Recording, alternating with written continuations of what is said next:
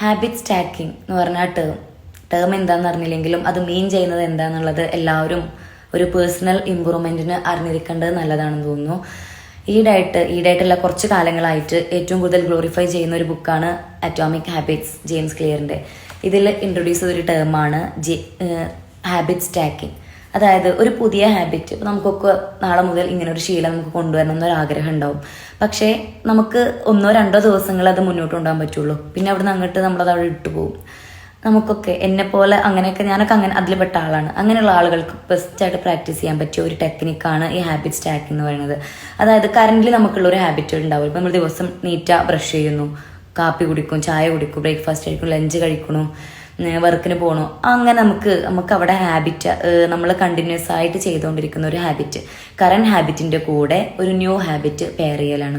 രാവിലെ എണീറ്റ് ബ്രഷ് ചെയ്യുന്നതോടുകൂടി ആ വാഷ് ബേസിൻ്റെ ആ ഏരിയ ഒന്ന് കഴുകിയേക്കുക. ചായ കുടിക്കുന്നതോടുകൂടി 1 മിനിറ്റ് ഒന്ന് മെഡിറ്റേറ്റ് ചെയ്യുക. ബ്രേക്ക്ഫാസ്റ്റ് കഴിഞ്ഞാൽ 2 മിനിറ്റ് ഒന്ന് ജോഗിങ് ചെയ്യുക.